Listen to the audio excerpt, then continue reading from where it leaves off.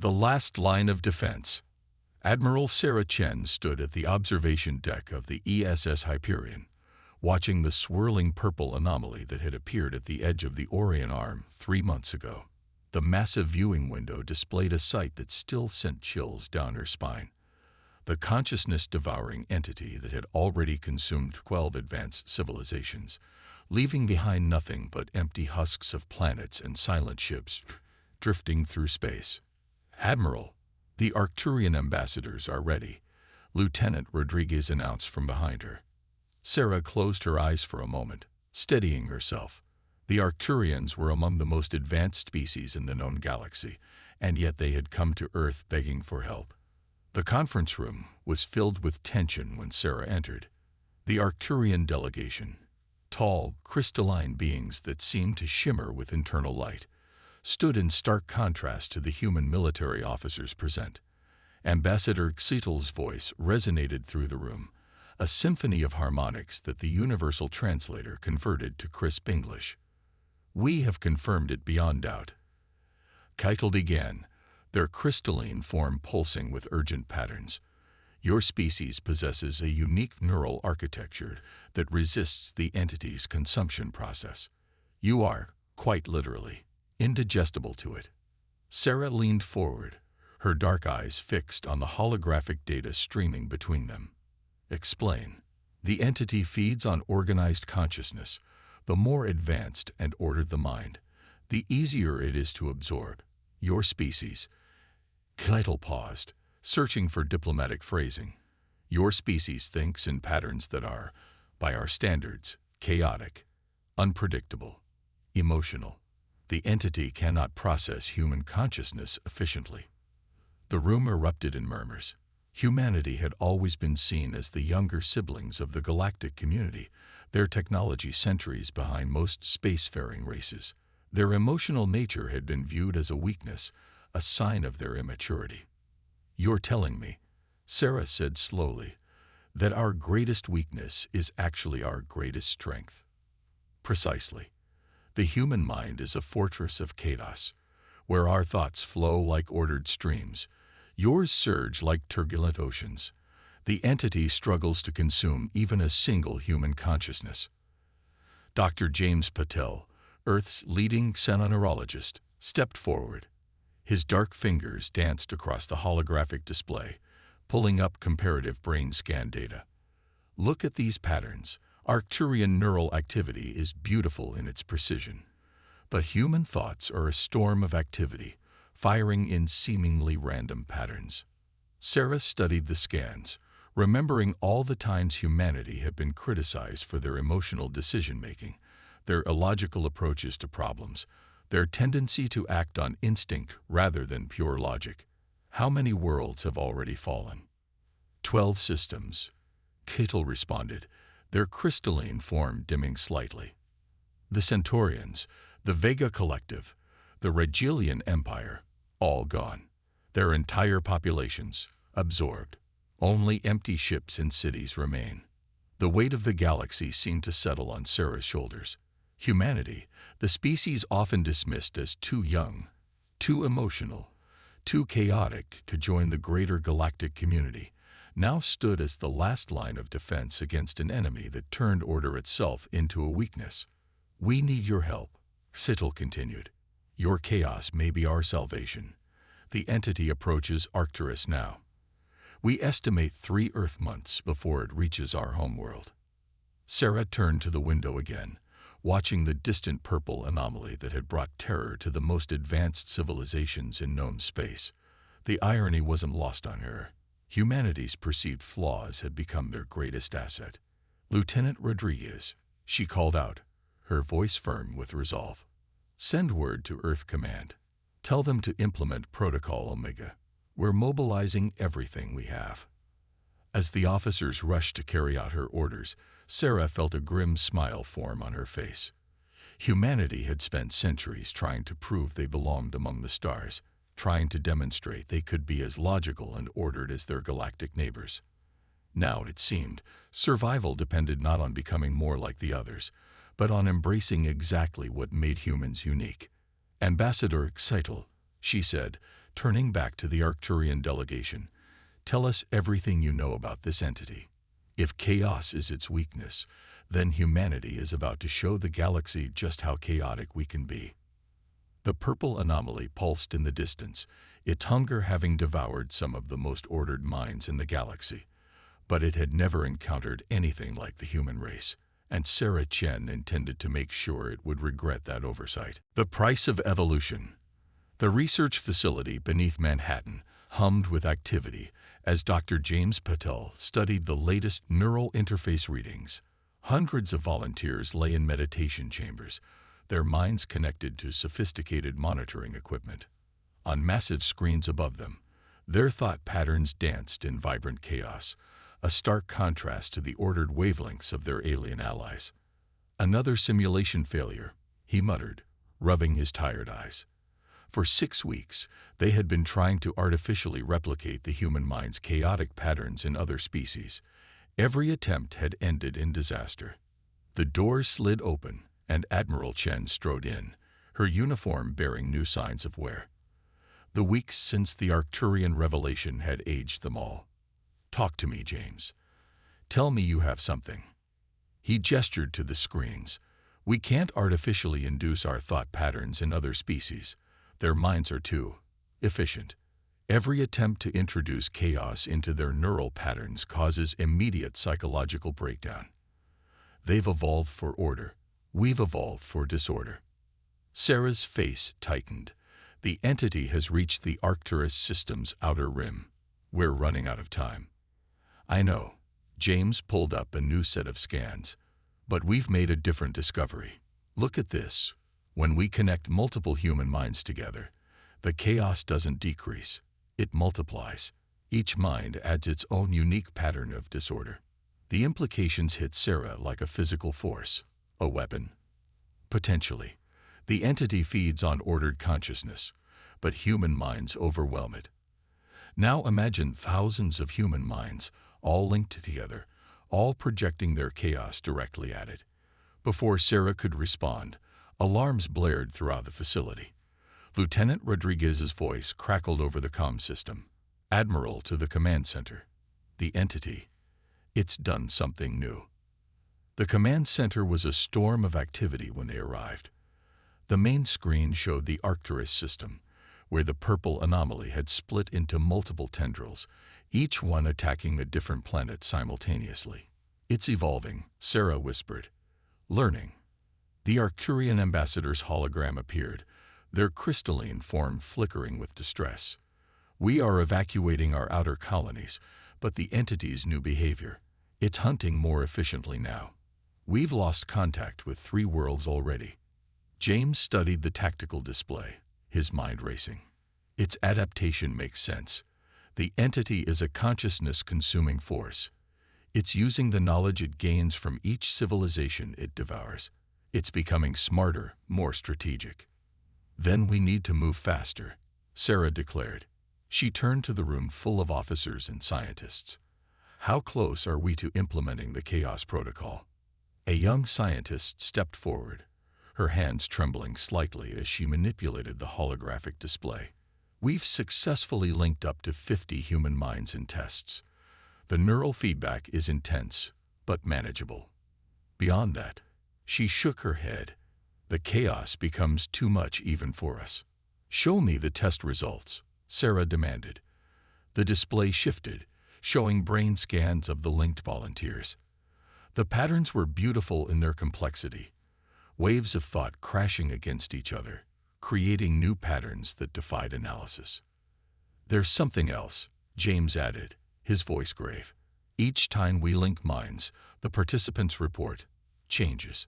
They're experiencing memories that aren't their own, emotions they've never felt. The chaos isn't just mathematical, it's psychological." Sarah watched the pattern swirl on the screen. "Are they in danger?" "Not physically," James replied. "But the more minds we link, the more mixed the experiences become. We're asking people to not just risk their lives, but potentially their very sense of self." The room fell silent as the implications sank in. Humanity's chaotic minds might be the galaxy's only hope, but using that chaos as a weapon could change them forever. A new alarm sounded. On the main screen, another Arcturian world went dark, its population absorbed into the entity's ever-growing consciousness. The purple tendrils pulsed with new energy, growing stronger with each mind they consumed. "How many volunteers do we have?" Sarah asked quietly. Lieutenant Rodriguez consulted his tablet. "Over 10,000 so far, Admiral. More signing up every hour." Sarah nodded slowly, her decision crystallizing. "Begin construction of the neural linking facilities, full scale, and send word to all Earth governments. We need more volunteers." "Even knowing the risks?" James asked. "Especially knowing the risks," Sarah replied. "Humanity has always been chaos incarnate, Doctor.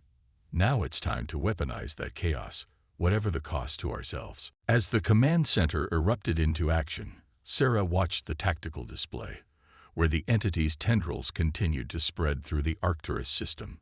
Humanity had spent centuries trying to impose order on their chaotic nature. Now, their survival, and the survival of all sentient life, depended on embracing that chaos more fully than ever before. The price of evolution, it seemed, would be paid in the currency of consciousness itself. Mind over matter. The neural synchronization chamber aboard the ESS Hyperion looked like a blooming metal flower, its petals housing 200 human volunteers. Captain Maya Wong stood at its center, her breath steady despite the anxiety churning in her stomach. She would lead the first direct assault against the entity. "Neural link initialization in 3 minutes," Dr. Patel's voice echoed through the chamber. "Remember your training. Don't fight the chaos. Embrace it." Maya closed her eyes as the neural interface activated. The sensation began subtly. Whispers of thoughts not her own, fragments of memories she'd never lived. Around her, 200 minds began to merge, their chaos multiplying exponentially. In the observation deck, Admiral Chen watched the readings with tense anticipation. "Status report. Neural synchronization at 30% and climbing," James responded, his fingers dancing across the controls. "Chaos patterns are stable. Wait." He leaned forward, frowning at a new reading. "We're seeing something unexpected. The combined consciousness. It's creating new patterns we've never observed before." Through the observation window, the human volunteers began to glow with a faint blue light. Their linked minds were generating something beyond mere neural activity. "Admiral," Lieutenant Rodriguez called out, "the entity is reacting." The tactical display showed the purple anomaly's nearest tendril shifting, turning toward the Hyperion like a predator sensing prey. But this time, instead of rushing forward to consume, it hesitated. Inside the synchronization chamber, Maya felt it. The entity's presence pressed against their combined consciousness, like a curious serpent testing its prey. But where other species had been easily devoured, the chaotic symphony of human minds created an impenetrable barrier. "It can't process us." Maya's voice echoed strangely, carrying the harmonics of 200 souls speaking as one. "We're too much for it to absorb." The entity's tendril probed harder, trying to find a way through their mental defense. The pressure built, and several volunteers cried out in pain. But they held. "Chaos levels rising," James reported, his voice tight with concern. "The entity's attempts to consume them are actually increasing their neural disorder." Sarah leaned forward, her hands gripping the console. "Can they push back?" As if in answer, the blue glow around the volunteers intensified. The linked minds weren't just defending. They were learning to attack. Maya felt the change ripple through their shared consciousness. Each mind contributed its own unique flavor of chaos.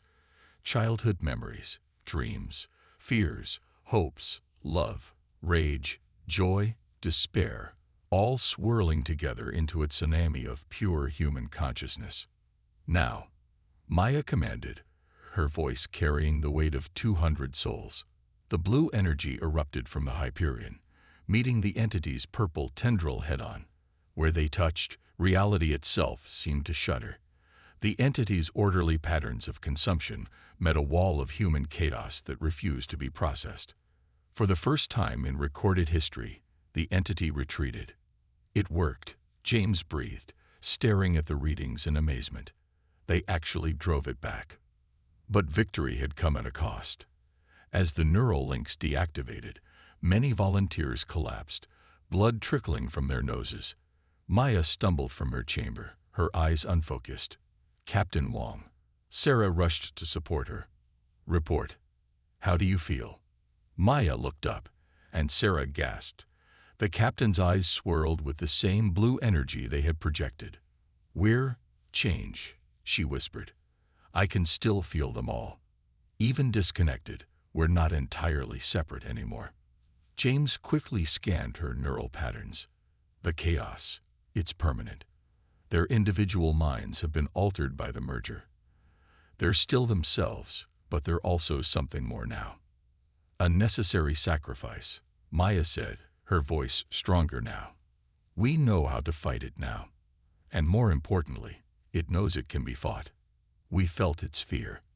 Sarah helped Maya to a medical bed, her mind racing with the implications. They had proved their theory worked, but at what cost? The volunteers' minds would never be the same.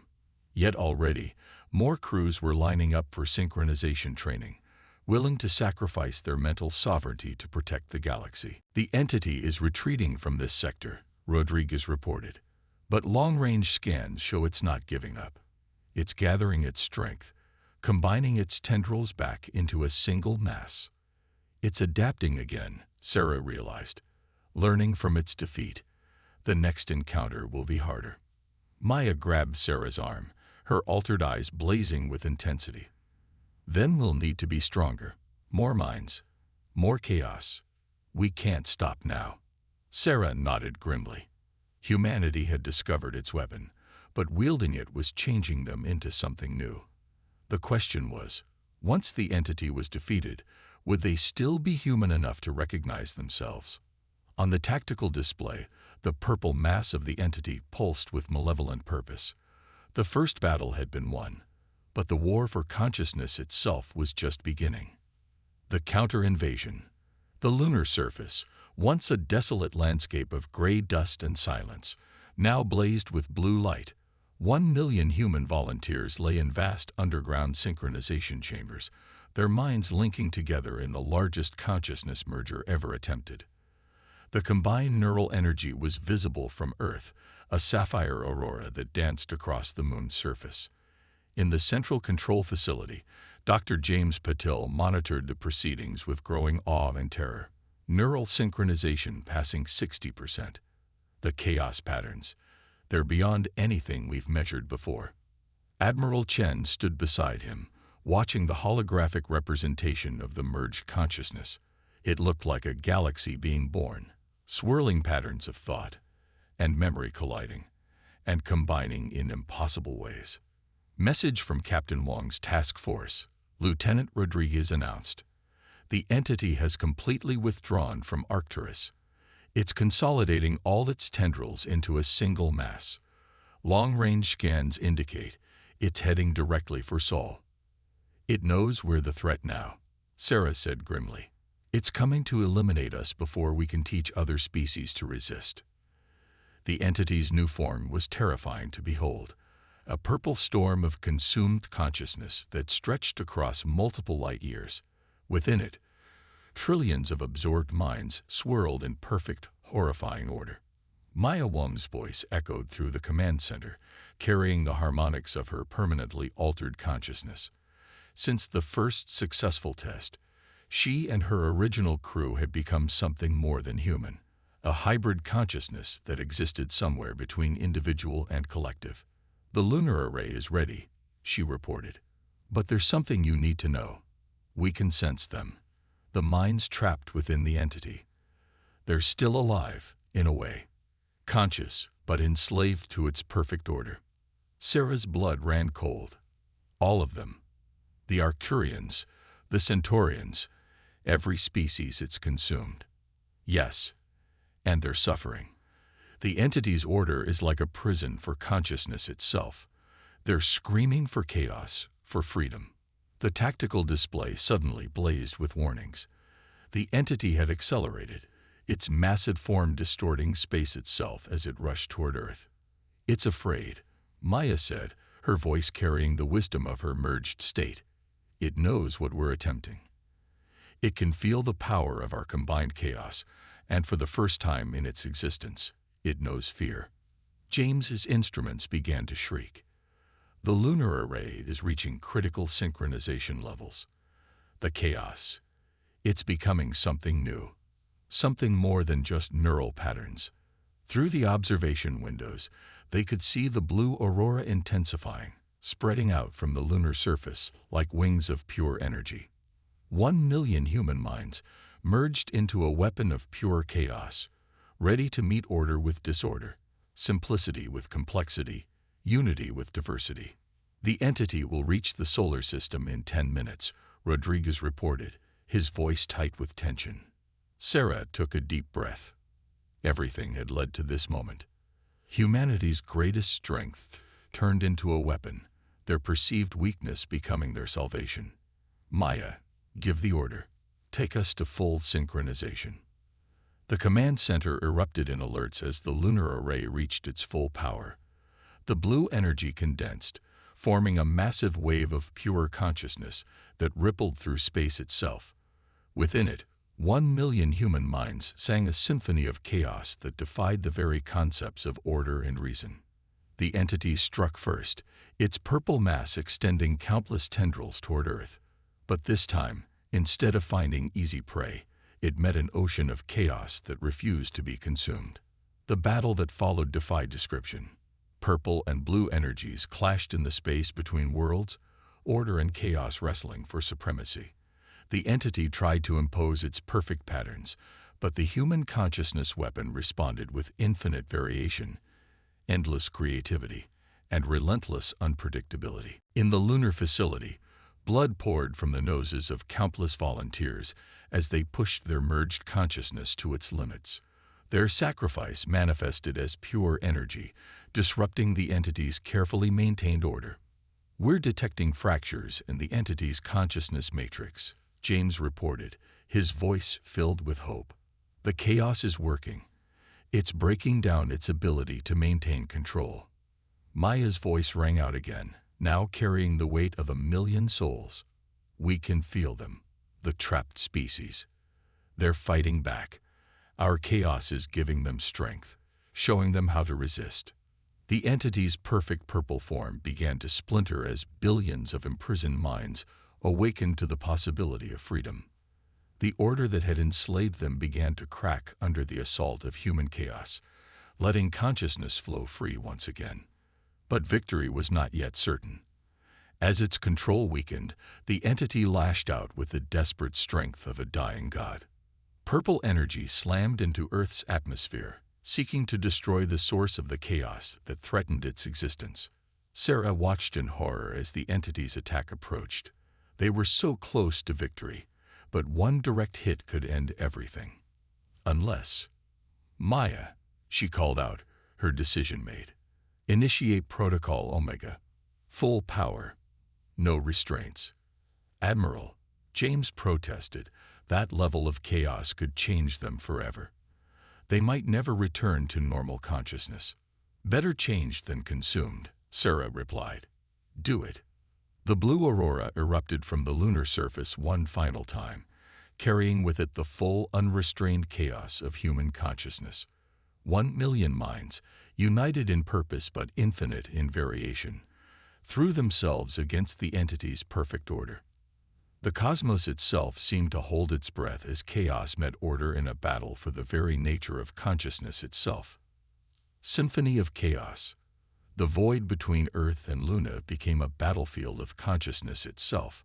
1 million human minds, merged into a weapon of pure chaos, clashed against the entity's perfect order. The resulting storm of energy turned space itself into a canvas of purple and blue lightning, each bolt representing billions of thoughts in conflict. In the Lunar Control Center, Admiral Sarah Chen watched through eyes blurred with tears as medical teams rushed between convulsing volunteers. The neural load was far beyond safe levels, but humanity had run out of options. "Status report," she demanded, her voice barely audible over the facility's groaning structure. Dr. James Patel's fingers danced across failing displays. "The merged consciousness is evolving. The chaos patterns are creating new forms of thought we've never seen before. It's like watching a new form of existence being born."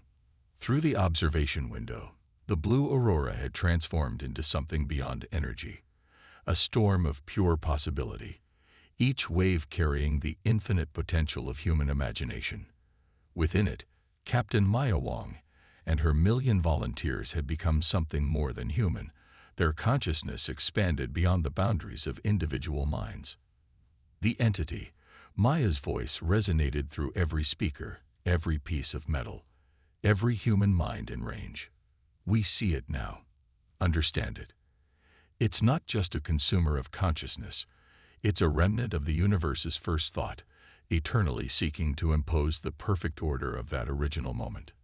The entity's attack intensified, its purple tendrils trying to enforce its singular pattern upon the chaos of human consciousness. But where it touched the blue storm, it found no purchase, no way to impose its will upon minds that gloried in disorder. Ambassador Xetal is reporting massive energy fluctuations throughout known space. Lieutenant Rodriguez called out, "The imprisoned minds, they're resonating with our chaos."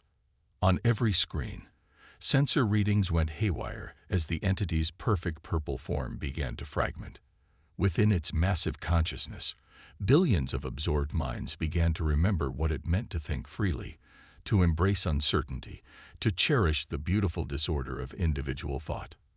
Maya's voice rang out again, now carrying the weight of uncounted souls. "We are reaching through its order, showing the imprisoned minds how to embrace chaos again. Every consciousness it ever consumed is awakening, remembering, fighting back." The entity's form writhed in space, its purple energy fluctuating wildly as it lost control of its captured minds. Trillions of years of consumed consciousness began to break free, each mind adding its own unique disorder to the growing storm of chaos. In the lunar facility, the human volunteers began to glow with the same blue energy they projected. Their sacrifice was reaching its peak, their individual minds transforming into something that existed between the boundaries of known consciousness. "Admiral," James called out, his voice filled with wonder and fear, "the chaos pattern. It's becoming self-sustaining. The volunteers, they're creating a new form of collective consciousness, but one based on infinite variation rather than singular order."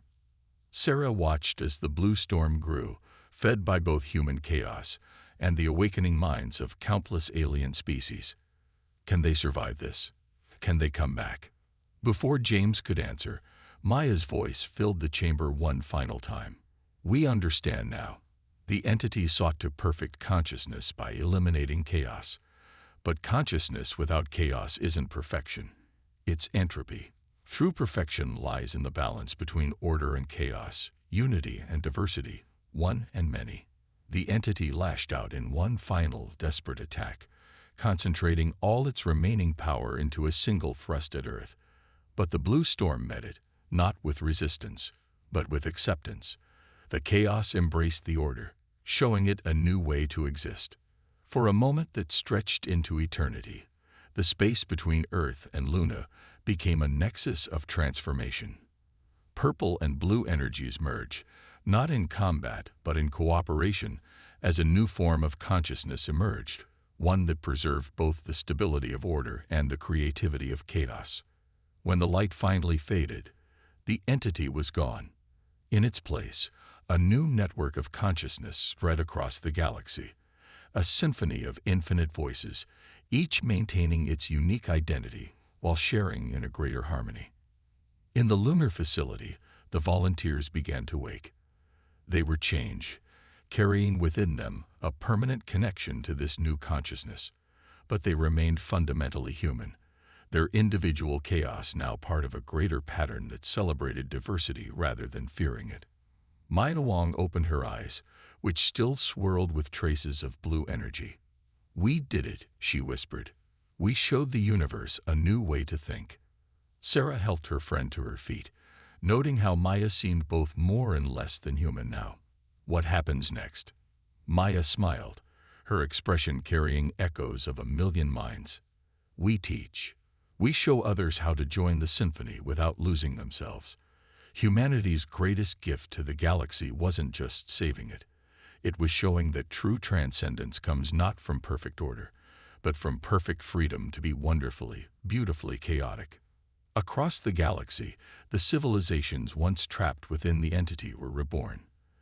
The Arcturians, the Centaurians, and countless others emerged transformed, their ordered minds now capable of embracing chaos without losing their fundamental nature. And among them moved the humans, the species whose imperfection had proven to be the perfect weapon, teaching the galaxy the power and beauty of thinking in new ways. The age of enforced order was over. The symphony of chaos had begun.